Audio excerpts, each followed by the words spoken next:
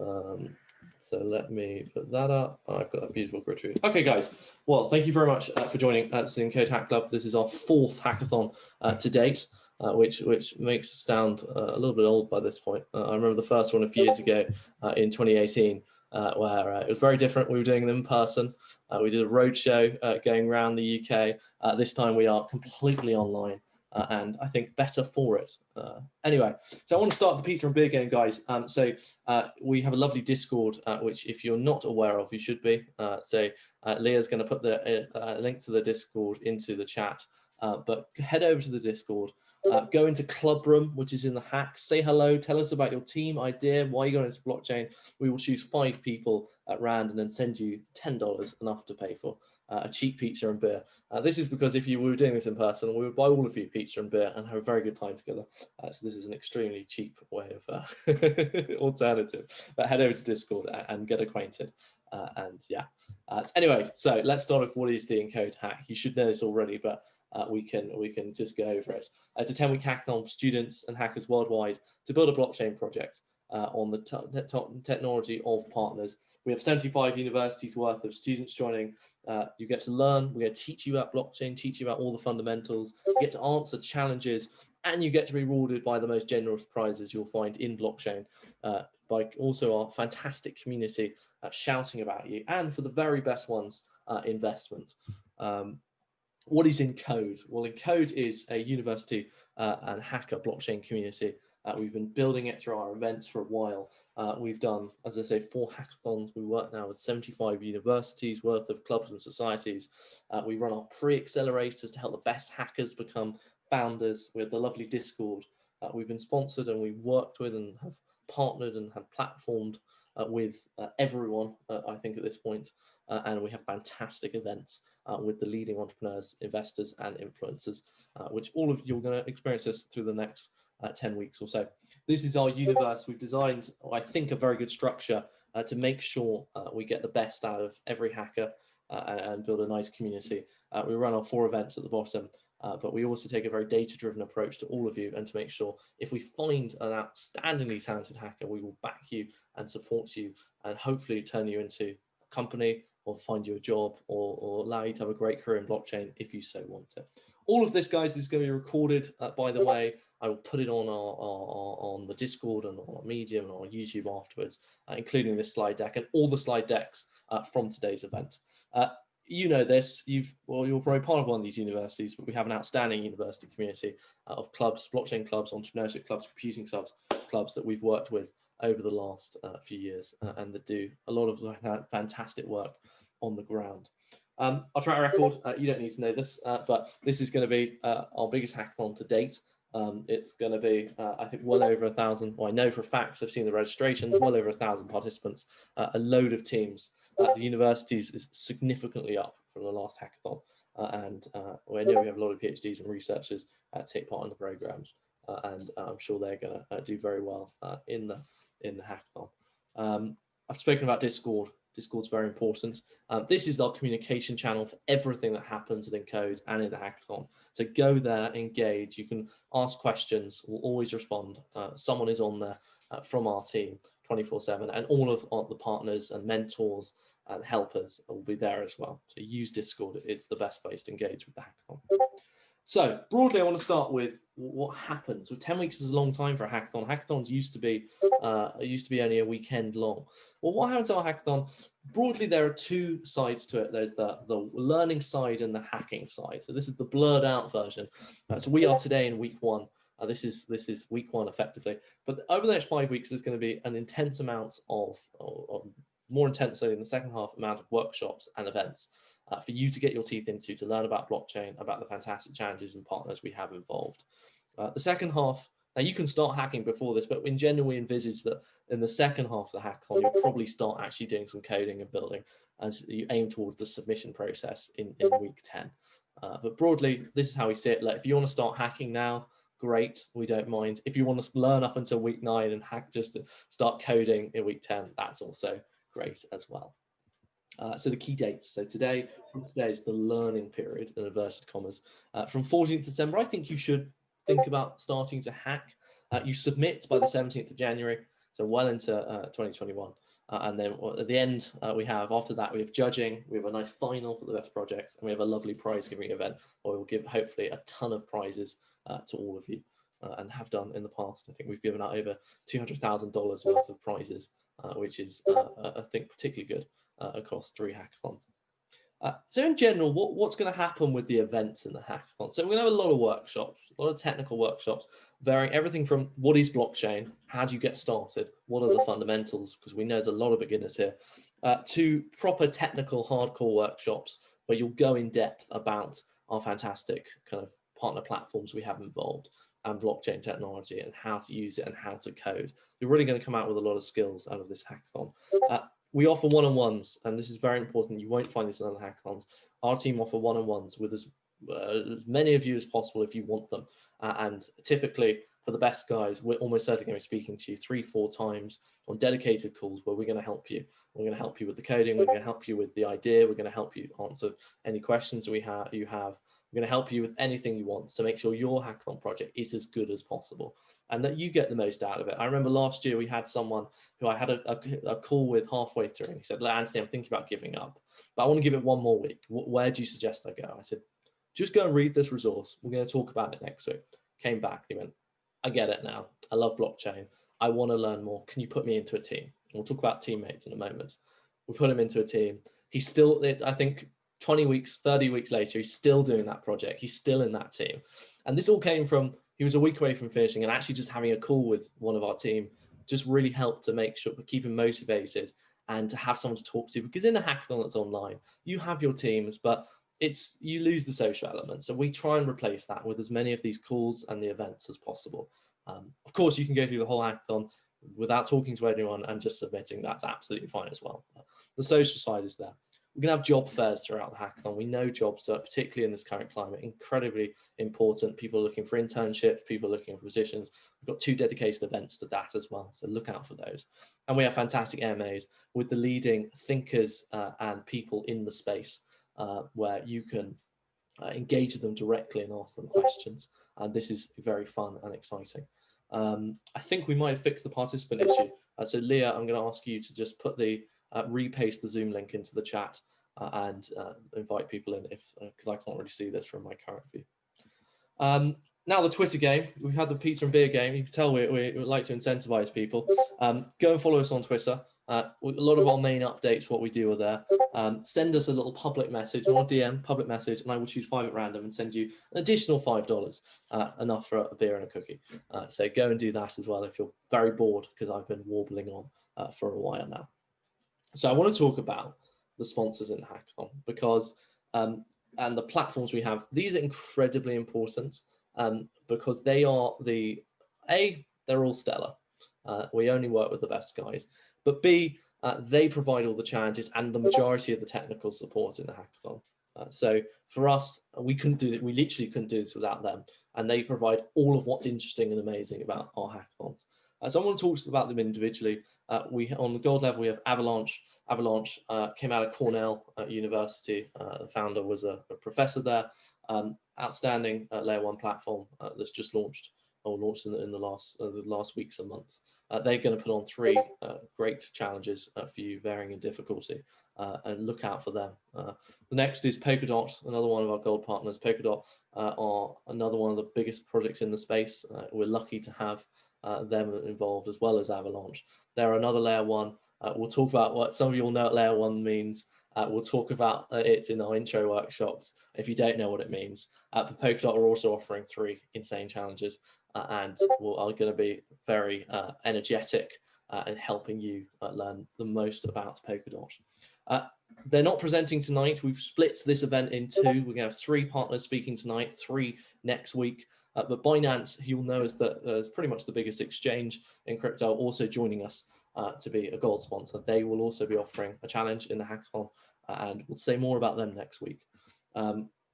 On the silver and bronze side, in general, silvers have 2 challenges they'll offer you each. So we have Raiden, who are a layer 2 scaling platform. Again, more on this. And presenting tonight, we'll have Teller.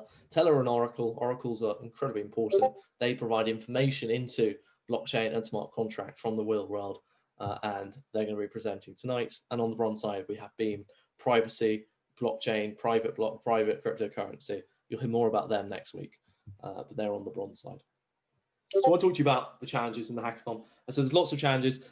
Leah, what you're going to do, you're going to put the link into chat. It is we've been working on this afternoon. I think there's only one challenge we haven't added yet, which is the Binance challenge. But in general, in the hackathon, you can either answer a sponsor challenge, or you can build what you want. It's called the general challenge. For instance, if you want to build your own blockchain or build your idea that we can't account for, you can combine more than one challenges.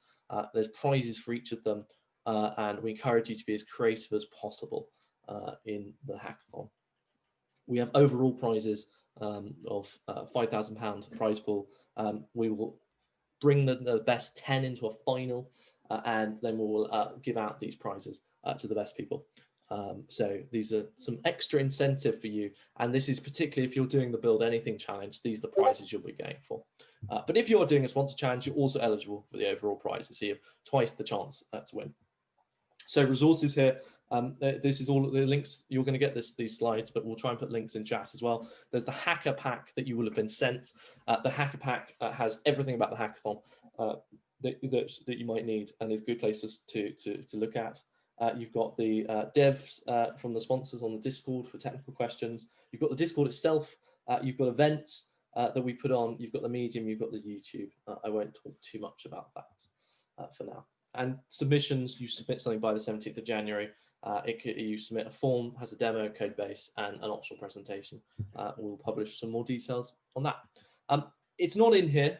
I've forgot to put the slide in, but in terms of teammates, some of you are entering the hackathon as individuals, and that's fine. So what I want you to do right now, if you are an individual looking for a team, go to find teammates in the Discord, put a little bit of bio about yourself, be open to good teams, and we will find you someone.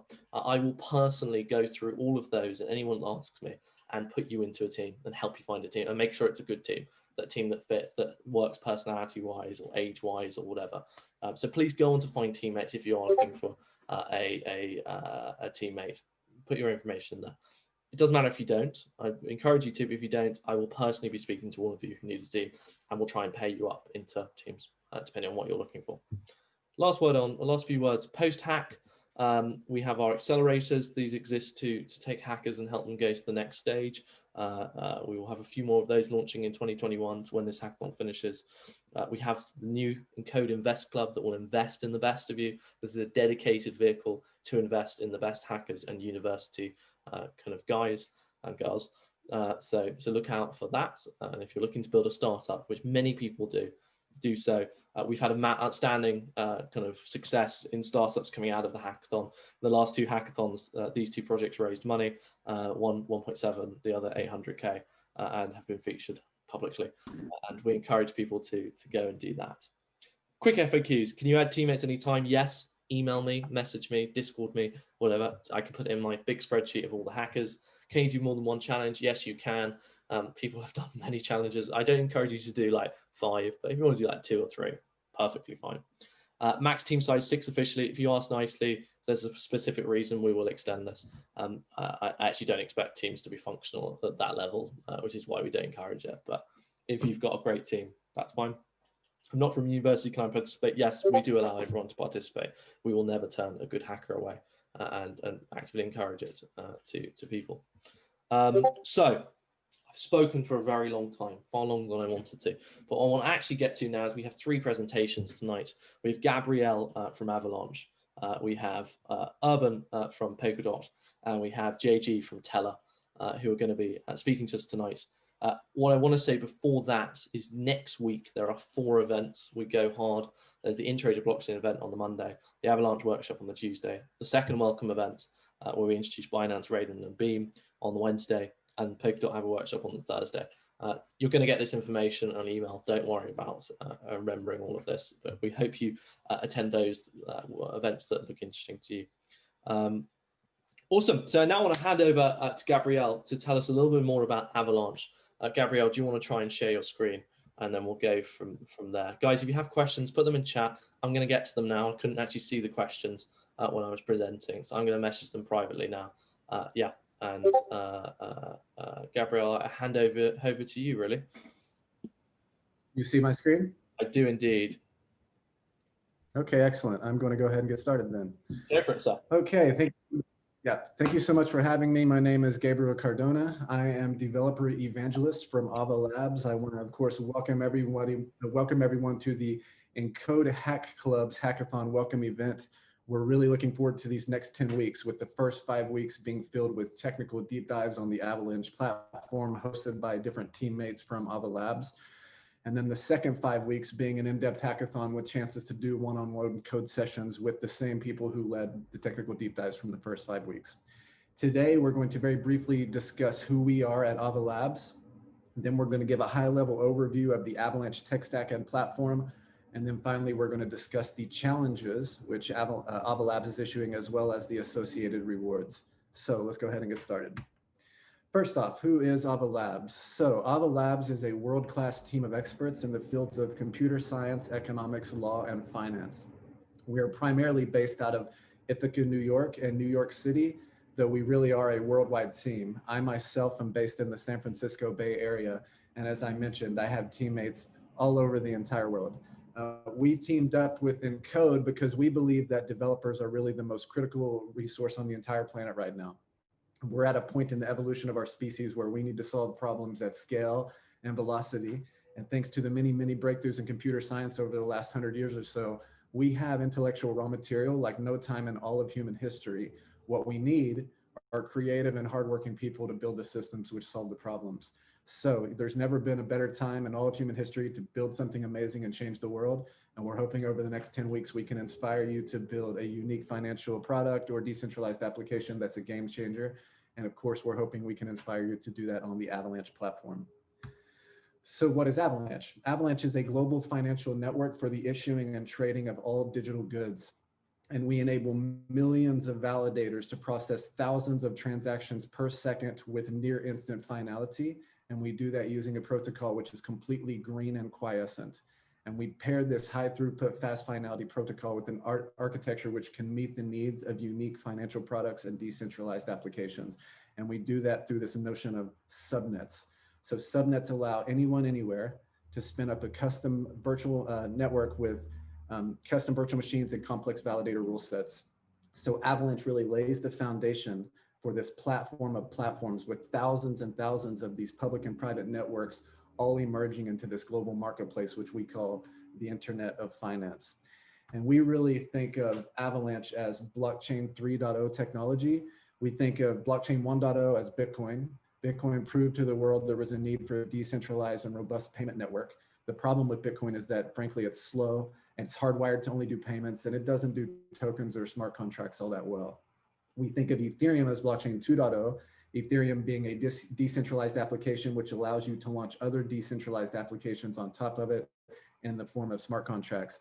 And Ethereum was able to accomplish what really no other decentralized app before it was able to accomplish, and that is reaching the network effects required to tip and ultimately go mainstream. And Ethereum has led to a huge wave of innovation around tokens and smart contracts and initial coin offerings and decentralized finance and oracles, and the list goes on and on. We think of Avalanche as blockchain 3.0. And similar to blockchain 1.0 and blockchain 2.0, there are several new paradigms that we're introducing, which we're just going to briefly cover at this moment. So the first is, in the old way of thinking, there was one blockchain and one set of validators. So you can think about BTC and its miners or Ethereum and its miners. But in the Avalanche world, Avalanche is this heterogeneous network of many different blockchains and many different validators. So the first thing you have to wrap your mind around is that Avalanche is a network of networks with compound network effects. The second thing to wrap your mind around is, in Avalanche, you don't launch your decentralized application as a smart contract, you launch your decentralized application as a virtual machine. And I hear you asking, what is a virtual machine? So technically speaking, a virtual machine is a state machine. So you have the state of your blockchain, you have a state transition function, you have transactions, and then you have an API through which users can interact with your blockchain. But more generally speaking, a virtual machine is the application level logic of your blockchain. And this application level logic can be nearly arbitrary. We don't put many restrictions on what you can do with your virtual machines. The creative space out of which you can pull your virtual machine is nearly infinite. And developers who launch their decentralized applications as virtual machines get a few different benefits. The first is, you're not locked into using a language like Solidity or Viper. You can use something that's maybe a bit more modern or fits in better with your day-to-day workflow. For example, you could use Golang or Rustlang or C++ or really any language in the future. The second benefit is that as an application developer, you don't have to worry about the underlying networking. You don't have to worry about the underlying consensus. You don't have to worry about the underlying state of your blockchain. The Avalanche network handles all of that for you. And then thirdly, each one of these virtual machines can be instantiated into multiple instances of blockchains. And one blockchain is validated by exactly one subnet. So that's the next thing we need to wrap our mind around. What is a subnet? A subnet is a dynamic set of validators working together to come into consensus on the state of a set of blockchains. The subnets are incredibly powerful. So first off, they handle their own membership. So whenever you fire up a subnet, two of the things you initially set is a threshold, which is a number, and then you pass in a lexicographically sorted array of addresses. So imagine you set the threshold to 2 and you pass in an array of 3 addresses. What this does is sets the stage so that nobody can add validators to your subnet or delegators to your subnet or instantiate virtual machines as blockchains on your subnet without at least 2 of those 3 addresses signing a controlled threshold signature. So having this spectrum of completely permissionless networks on one end, all the way to completely permissioned networks on the other end, really opens up this entirely new world of legally compliant networks. So for example, imagine being able to say all of the validators in this set need to be within a legal jurisdiction, such as the United States. All of the validators in this set need to meet certain KYC AML requirements. All of the validators in this set need to have certain hardware requirements because we're building a very powerful network. All of the validators in this validator set, every single address on any one of the blockchains has to have a certain professional license associated with it or something like that. So subnets are incredibly powerful, and the way you can visualize this hierarchy is like this. A virtual machine is a blueprint. It's the application level logic of your blockchain. A virtual machine is instantiated into a single blockchain. One virtual machine can be instantiated many times into many different instances of that blockchain. One blockchain is validated by exactly one subnet. One subnet validates many blockchains, including many instances of the same virtual machine. And then one validator can belong to many subnets, both public and private, validating many different blockchains, including many instances of the same virtual machine across different public and private networks. So just from that visualization right there, you can get a sense of how rich and diverse in character the network will ultimately grow to be. We use the word heterogeneous to describe it, and that really is the best description there is, heterogeneous. So the last concept you want to wrap your mind around is avalanche consensus. So the consensus is the process by which a set of independent validators come into agreement on a decision. And it's a very rich field of computer science. It goes back at least 40 years. There have been 3 major paradigms in consensus. The first is called classical consensus. Classical consensus has extremely high throughput and fast finality. It's green and lightweight and quiescent, but it's not decentralized and robust, and it does not perform well in adversarial conditions. When Satoshi Nakamoto launched Bitcoin in 2008, 2009, the world got turned on to Nakamoto consensus, and that's the second paradigm. Nakamoto consensus is very decentralized and robust, but it doesn't have great throughput, a handful of transactions a second, doesn't have fast finality. It takes 6 blocks up to an hour before you're confident your transaction won't be double spent. It's not lightweight or green or quiescent. We all know that BTC burns more energy every single day than some nation states, and it performs okay in adversarial conditions up to 51%. A couple years ago, there was a big breakthrough in distributed systems, and it's called avalanche consensus. And really, it uses repeated random subsampling to give us this perfect storm of features that we would want from consensus. It's incredibly decentralized and robust. It has fast throughput, thousands of transactions per second, fast finality, oftentimes less than a second. It's very green and quiescent and lightweight. You can run it on a PC or a Macintosh or a lightweight BPS, drop it out on the cloud. And it performs very well in adversarial conditions. So those are really the 4 paradigms that you need to wrap your mind around with regards to the Avalanche network. First, it's a network of networks with compound network effects. Second, you want your applications as virtual machines, not smart contracts. Third, instances of virtual machines are blockchains, and they are validated by one subnet. And lastly, we have Avalanche consensus, which we view as a total paradigm shift in the world of consensus.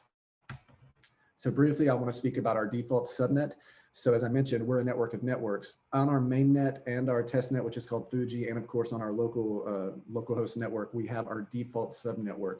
What we ask is that every single validator on the Avalanche network validates this default network. So if you spin up your own subnet today, we will ask that you first add your validator to our default subnet.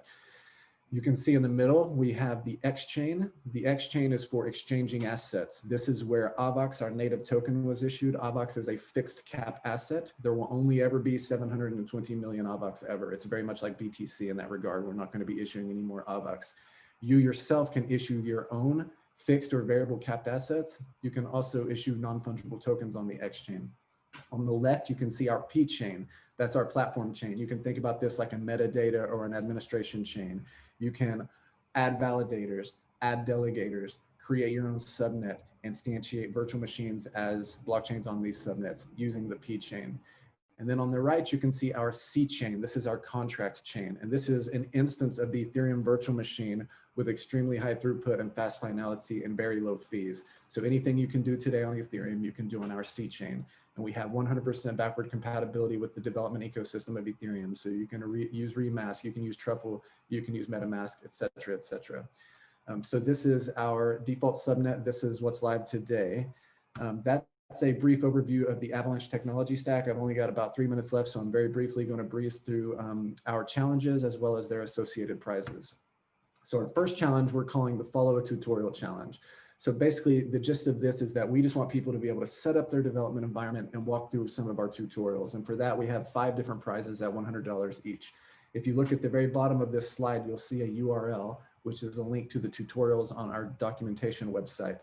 And every single thing you can do on our platform, we have a tutorial. So you can create fixed or variable capped assets. You can issue your own non-fungible tokens. You can do cross-chain atomic swaps. You can create a subnet. You can add validators. You can add delegators. You can instantiate virtual machines as blockchains.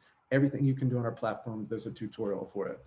Our development environment consists of 3 major components. We have Avash, which is the Avalanche shell. This is our answer to Ganache. So Ganache is like the localhost simulator you use in Ethereum. The difference between Avash and Ganache is that Avash is a full-blown local network. You can have 4, 5, 10, 15, as many instances as Avalanche Go as you want, all networked and playing nicely together. And then you can use Lua scripts to actually automate your development environment. So when you spin it up, it can be in any state you want. If you're doing development on the Avalanche network, you should make Avash your daily driver. It's what I go to all the time. Second, we have Avalanche Go, which is our full node client written in Go. It has 100% of the JSON RPC. So anything you can do on our platform, you can do over the JSON RPC using Avalanche Go. And then the last component in our development environment is Avalanche JS. It's a very modern and idiomatic TypeScript code base. It has 100% of the Avalanche Go JSON RPC calls baked in, and then it has probably 80 to 90% of the transaction serialization stuff. So you can create transactions and sign them locally.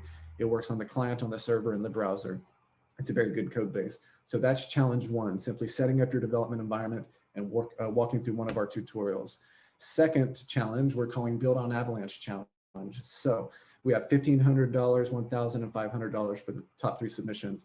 We view Avalanche as an opportunity for developers to have an oversized impact with their work. And we think that work that you do today could become critical ecosystem infrastructure tomorrow. And since we have our own instance of the EVM with fast throughput and finality and low fees, we're looking for people to start porting over infrastructure from the Ethereum ecosystem. So in this challenge, we want to launch a decentralized lending app like Compound, launch a decentralized derivatives app like Synthetics, or port existing Ethereum infrastructure over like Impura. And of course, we appreciate that Compound and Synthetics and Impura are large applications. We're talking about MVP type functionality for this.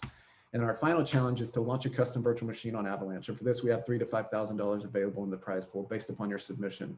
So today, when you spin up your own subnet, you can launch an instance of the EVM, the Avalanche virtual machine we call the AVM, and then we've got a few sample virtual machines. We have a simple DAG, a simple linear blockchain, and a timestamp blockchain. But we want to see people write custom blockchains, custom virtual machines. So imagine a ZK Snark virtual machine for a privacy-centric network, or a BTC script virtual machine. So you can you can do pay to pub key hash, pay to script hash, SegWit, or BCH script virtual machine. So you can do check data sig verify or Schnorr signatures, or a WebAssembly virtual machine. So you can use more modern development tooling. Really, the list goes on, and we're very excited to see what people can do with custom virtual machines. I have about 30 seconds left, so let me quickly express gratitude to the Encode team. Thank you so much for having me. Let me express gratitude to Ava Labs. It's a great honor always. And let me thanks everybody who's here today and who will be part of the next 10 weeks. My name is Gabriel Cardona. I'm developer evangelist from Ava Labs. You can hit me up on Twitter or Telegram at CG Cardona, or drop me an email at gabriel@avalabs.org. I get a lot of inbound requests, but I try and reply as often as possible. Thank you so much. Gabriel, thank you very much. Do you want us to stop sharing your screen there? Awesome. Well, while we're doing that, we are about to invite the Polkadot guys onto the stage. What I want to do, just for general good practice, let's do just a quick photo, because I appreciate that I want to do it before I forget we're going to do it, so that we have a nice photo for the website. So if you guys can turn your cameras on, and we'll just do a little, I'm going to get Leah to do some screenshots. So this is where you all show your pretty faces. So Leah, you're in charge of the online photographer, whatever that means. So we'll do this. We'll take 10 seconds to do this. So guys, while we're doing that, a few pieces of, you can all smile as well. A few pieces of admin. Slides will be put up. YouTube will put up. Medium will be put up, and you will get all the content we've had tonight. Leah, that's your time up. Now we're going to go over to Polkadot. We have Urban, who's going to be talking us through the Polkadot challenge and what's happening. So whenever you're ready, Urban, do you want to share your screen and let's go? Absolutely. Thank you very much, Anthony. Just get this started here. All right. Just a thumbs up if you can see this. All right. Many thumbs up. Thank you very much. Cool. So welcome to Polkadot, I guess. But before we dive in, just wanted to say thank you very much to Anthony and basically everybody who's here. It's a great honor. It's good to be part of the event. And we're very much looking forward to all the engagement and submissions, obviously. So my name is Urban. I work at the Web3 Foundation with the Growth and Community team. And today I'm basically going to take you through what Polkadot is, some of the challenges, and what you can also expect from us after all of these events and hackathons and the challenges are over. So what is Polkadot, right? It's a good question. And we like to think of Polkadot as being this foundational building block of the new web. But you know, the reality is that anybody can claim this, right? It's a very broad statement. So before we dive into the actual details behind it, I did want to take a minute to introduce the actual people who built this, who contributed the most. So the three founders, Peter Schuban, Robert Havermeyer, and Dr. Gavin Wood, are the three prominent people who've built this. Without going into detail about their resumes, they're very impressive. The only thing that I'd like you to take away here is a little bit about Gav. So Gavin was actually the original CTO of Ethereum. He's written the yellow paper based on the white paper. And he's actually coded most of what you guys might know as the Ethereum virtual machine and Solidity. So Solidity programming language, here's the person who wrote it. So after all that was over, Gav went on and founded what is today known as Polkadot. But you know, behind all of these three people, as brilliant as they are, they couldn't have done this by themselves, right? So in the background, there's actually two organizations. Web3 Foundation, my current employer, which is more or less a research institution, and then Parity Technologies, which is really a engineering and development powerhouse. But let's talk a little bit about Polkadot itself. What are some of the features? You know, we're going to go into these things very high level. So if you have any technical questions later on, you know, I'm happy to defer some to our core engineers for those questions. But at a higher level, Polkadot really is a lot about interoperability, right? It's about bringing people together. It's about bringing networks and ecosystems together. This is on a technical level done primarily via two mechanisms. One is the notion of these custom chains connected to it. So you could have, for instance, a custom IoT chain, custom robotics chain, custom identity chain, and so on. We name these custom chains parachains, and they're actually depicted on this graphic, right? So in the middle, you've got this what we call the relay chain, and then all of these smaller chains attached to it. but also almost equally important are bridges. So bridging to Ethereum, Cosmos, Bitcoin, and so on are actually being built as we speak. Some are very close to going live. But on that note of custom-built blockchains, we have Substrate. Right? Substrate is a developer framework that you're most likely going to encounter during this hackathon as well. The big, let's say, advantage of Substrate is that it is highly modular. Right? The guys at Parity Technologies basically created this framework to be very quickly usable. It's very simple to use, and it's very modular. Right? So if you want to create a separate new custom chain, you basically pick from what we call frame palettes. Now, obviously, there's a lot of coding that goes in. This is absolutely oversimplified, but this is the idea, right? You're able to pick and choose what you'd like to have in your runtime, assemble it together, plug and play, and you're good to go. So, Polkadot is a proof-of-stake network. Obviously, the capacity here is much larger than we see with proof-of-work networks like Ethereum and Bitcoin. But I think more notably is the comparison to a industry standard. So Visa, for instance, is a good, many times touted standard. Polkadot is, the benchmarks are way past that. And a recent tweet from Gav, when they continue doing these tests and trying to benchmark, is pushing north of 1 million TPS. So I think scalability is a good is checked. But let's move on to governance. Governance is more of a not so heavily technological concept, but rather how do we engage communities and the whole ecosystem? How do we encourage participation? And within the Polkadot ecosystem, we have on-chain governance, which basically means that any dot holder can participate in the governance process. Now, you can become a council member if you wish. People can nominate you. You can vote on referenda. There's a technical committee and so on. Right? So the idea here is to really empower the community and have a transparent on-chain governance process. So security is also a big one. That's also very often mentioned, right? There's 51 attacks going on. There's constantly something being wrong with security, especially with the smaller chains, the smaller blockchains. So the question is, how do you secure them? And with Polkadot, it is actually fairly simple because the Polkadot network in general has a concept of shared security. So instead of you coming in and developing your whole blockchain, you're worrying about building it, coding it, and developing an ecosystem. You don't have to worry about securing the network because it has that common ground of shared security. So last but not least, forkless upgrade. This is a fairly specific topic, so let's not get into the technical details. But essentially, what you've seen with legacy networks is that they split. Right? You get a fork, you get a hard fork. It's split. The community splits.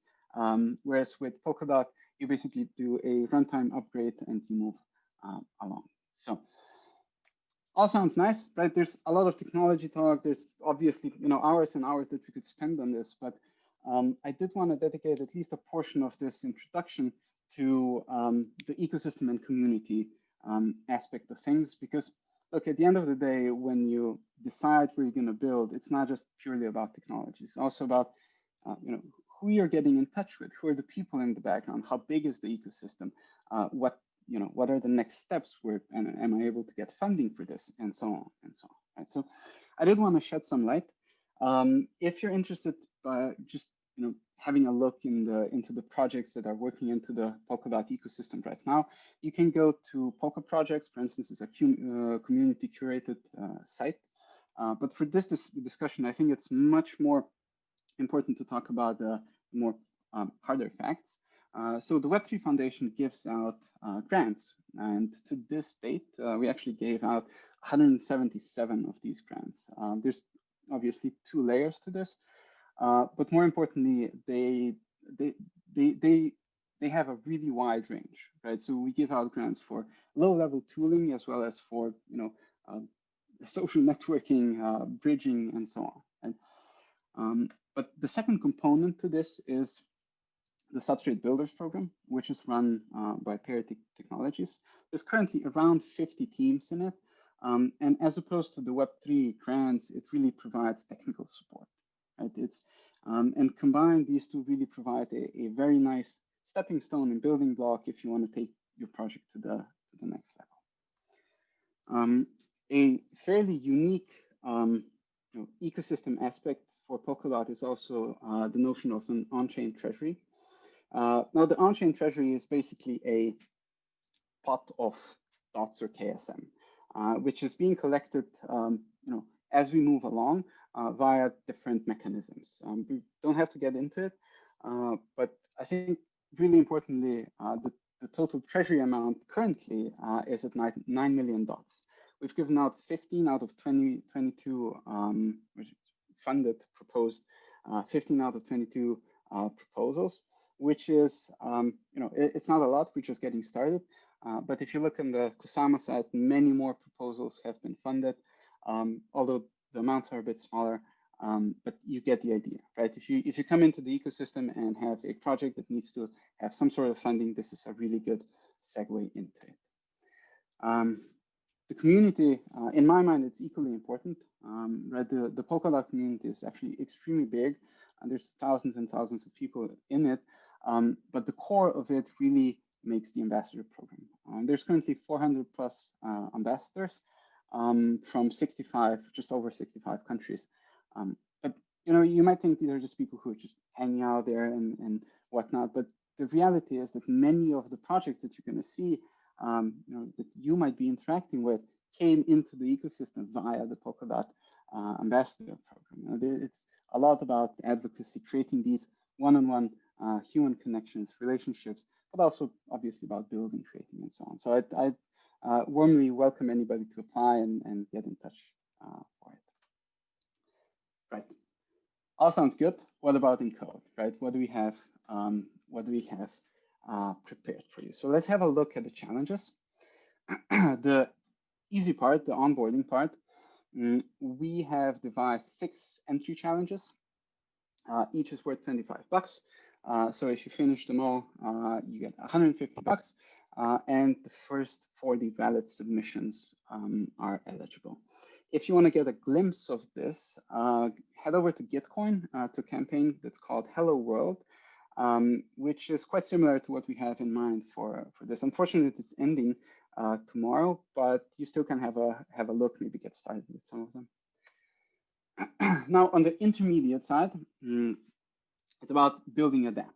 And dApps within the Polkadot ecosystem are actually built on top of these parachains, right? So you want to leverage the capabilities that these parachains bring into the ecosystem. And for that matter, we've invited Akala, Moonbeam, Plasma, and Phala to be part of this. And there's actually 4 different prizes here, split across the first and the second place. So 3K per prize per project for the first place, and 2K for the second one per project. Last but not least, the hard one is build a blockchain. We've spoken about Substrate before. If you choose to do anything related to building a blockchain, you will encounter Substrate. And we've dedicated a total of 10 grand to this, so split 6 and 4K for the first and second place. A few months ago, we actually ran a hackathon called Hack Kusama, which ended up building, I think, 11 different custom blockchains over the course of 6 or 7 weeks. So go ahead and check it out. Maybe you get some ideas, some inspiration what to do. Now, on that note, there's ample resources. Anthony mentioned the one-on-ones and the workshops and so on. We are actually just creating a hacker guide for you, where you're going to be able to dive into the entire ecosystem, essentially looking at one document. Right? It's a guide with all the resources being in one place. There's going to be a lot of ideas. If you don't know what to build, if you don't have an idea for a dApp, for a custom blockchain, there's going to be a few ideas, guides, tutorials, as well as ways to get in touch with us. And the same is going to be going for the ecosystem projects. All right, so all of this sounds amazing. Let's say you've built something cool. What now, right? You end the Encode event. Obviously, there's support from their end, but there's ample support from the Web3 side, Parity side, and in general from the Polkadot network ecosystem side. So I've mentioned a few of these. Many of past hackathon winners actually went on and got a full-on grant. Some are in the Substrate Builders program. Some are making use of the treasuries. These are all very legit and very real opportunities for you guys to have. There's also a lot of ecosystem fundraising opportunities. There's a lot of VCs and funds that are specifically focused on the Polkadot ecosystem solely. So if you're taking your project to the next level, there's ample opportunities to get it funded. And obviously, we're going to be doing future hackathons, developer engagements over the next months and years. So keep an eye out for that. The ambassador program is a fantastic segue into the Polkadot community. Getting connected with the people, just getting these one-on-ones, getting connected to us. It's just a fantastic program. And the last one, I've put on Polkadot Discord because it's sort of becoming this main hub for everything community related. But in reality, we've got a massive Telegram if that's your game. We're on most of the social media stuff if that's your pick. So yeah, just get in touch with us. We're happy to help out, happy to get connected. Specifically, like mentioned, my name is Urban with the Web3 Foundation, urban@web3.foundation. If you have any questions, just reach out, email me. That's basically it. So thank you very much. Urban, thank you very much for that for a fantastic presentation. And we will, of course, be sharing the slides and everything to all of you afterwards. Last call, guys, if you want to do the Discord or the Twitter challenge, chance to get some money, just go and do that as well. Because why not? I'm feeling generous. Okie doke. Let's go to our last presentation of the evening. To Team Teller. We've got JG. We've got Mike. JG, in fact, competed in the last hackathon, which is quite funny, and now works for Teller. So that is always nice and a nice way of doing things. So I'll hand it to Mike and JG whenever you're ready. Yeah. So can you guys hear me? Yeah. Good. Okay. Yeah. So thanks for having us. Thanks for bringing us JG. We really appreciate it. And kudos to the other projects that just presented, Avalanche and Polkadot. Those are some really big teams working on some really big problems, with scaling and usability and security of blockchains. It's really impressive what they're doing. We're working on our own problem. It's called the Oracle problem. Let me share my screen and get into the presentation.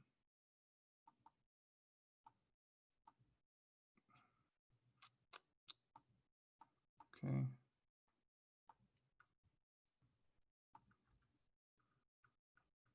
All right. Can you guys see this?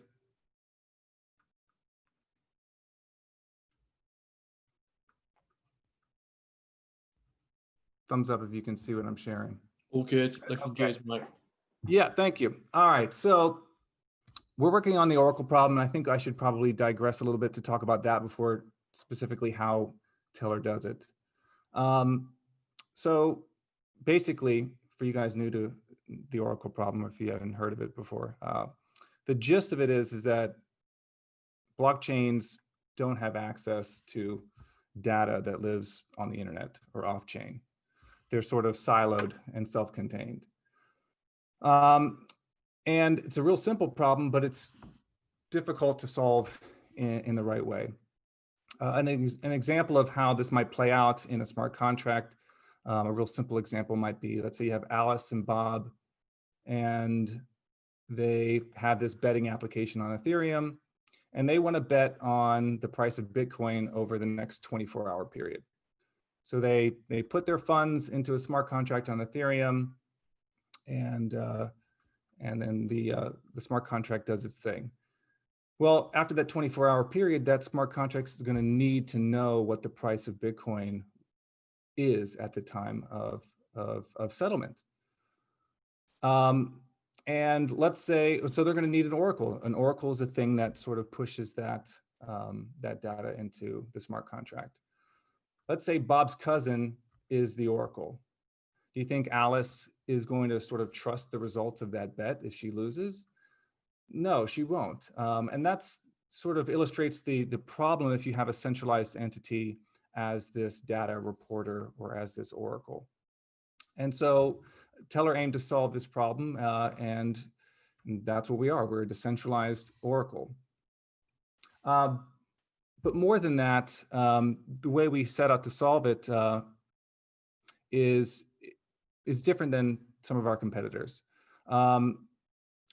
Basically, what we did is we created a permissionless community of token holders, data providers, and validators that all sort of come together in unity to cryptographically secure real-world data. So basically what Teller is an Oracle system where parties can request the value of off-chain data points like BTC, USD, and miners compete to add this value to an on-chain data bank, which is accessible by all Ethereum smart contracts. The inputs to this data bank are secured by a network of staked miners, and Teller utilizes crypto-economic incentive mechanisms that reward those miners and or punish them if they're malicious through a disputing mechanism. So what kind of things can you build on an Oracle? Well, DeFi is really hot right now, and it has been for a while. Most DeFi protocols have a need for off-chain data. You can think of stable coins, derivatives. A derivative is an asset that derives its value from something else. Insurance contracts, lending protocols, all these things need off-chain data at some point. And so they rely on oracles. Oftentimes they rely on centralized oracles. Either the project themselves acts as the oracle, or they use a service. There's a few that are centralized services that will do that for a fee for you. And there's also other oracles that are somewhere on the spectrum of being centralized and decentralized. The most important thing, I think, to realize is that your project is only as decentralized as the least decentralized aspect of it. And oftentimes the oracle is overlooked. But it's just like in the Alice and Bob example I used. It doesn't matter how amazing and decentralized that betting protocol on Ethereum is that allows Alice and Bob to bet on something without a third party. If you have a third party that's a centralized thing that's giving you that important piece of data, the whole house of cards can crumble. So Teller, we think we're the most secure and censorship resistant way to get that data into your smart contracts. So JG is one of our lead devs, and he'll take over from here and tell you a little bit more about our tech stack and our challenges. Sure, yeah. To achieve all these ideal conditions for Teller, we kind of have two very important pieces of the whole software. The first one is the miner node, which is built on Golang and is supposed to be distributed. There's a lot of miners right now. And it basically handles all the off-chain part, like fetching multiple APIs, so you can feed a price to a smart contract. It can also, it's also responsible for the actual challenge aspect of it, like mining, solving nonce challenges, and then submitting on chain. And at the other side is the smart contracts that are on chain, which handles basically all the rest. It handles the disputes, it handles the values, it holds most of the values, it can handle token transfers, tips, all of that is handled on the smart contract side. Usually, in our development environment, we are using Truffle and JavaScript for a lot of the testing stuff, and we've also built a lot of external libraries to help interact with the Teller system, usually also using JavaScript. For this hackathon, we are thinking in prices more on the smart contract side of it. We want to see more applications, the look on the smart contract side of it instead of just improvements to the miner. So basically, that's where we are coming up with our prizes. So we have two categories. The first one is basically just want to see a financial product, a DeFi product using Teller. Right now we have like a lot of available data. You can use a lot of different prices. I think there are over 50 different kinds of prices and assets that you can read on chain. And we are curious to see what kind of new applications people can build with using our prices. And we have a total $150 prize pool, and we'll divide that according to the submissions we get. So if you build something really cool and other 5 people also build something really cool, we are happy to divide the prize between them and not only have to choose one winner. And the second challenge, I think it's a bit harder because you might need to think outside of the box a little bit. So like I said, we have almost 50 data points that are submitted on chain. And those are usually token prices, currency prices, and indexes, average weighted stuff. But recently we've launched the Teller Playground, which is kind of a small library that allows you to feed and simulate a Teller Oracle using any data you want on the internet. So that's what we want. We want projects to be creative, find new ideas, things we haven't thought before, use data that maybe it's not even financial. We'd love to see some more creative uses of oracles in this space. And that's the total pool. The first prize, the most creative one and the well-written, we get $2,000. And there's also $500 for the runner-up. Cool. Yeah. Thanks, JG. So yeah, that's it for our presentation. I'd like to end it just with our sort of parting words to you guys that are, that are building these hack projects, but they might turn into a real thing or lead to one. So just something that we kept in mind as we built Teller, which coincidentally was also a hack at one time. One thing we always focused on was building things that make sense, really taking a look at what makes sense on a blockchain. A lot of people try to sort of pigeonhole blockchain technology into their idea. And I think it's hard to reverse engineer decentralization into something. And so you kind of have to have that all in mind from the get-go. Also build things that you can build now with current tech. Again, we've seen a lot of projects that end up staying in research mode for too long. And I think an iterative model and just getting things into production as soon as you can, because the space moves so fast that you can't keep up with it. So you might as well just build something with with the ideas that you currently have and the tech you currently have, and pushing it out and seeing it tested in the real world.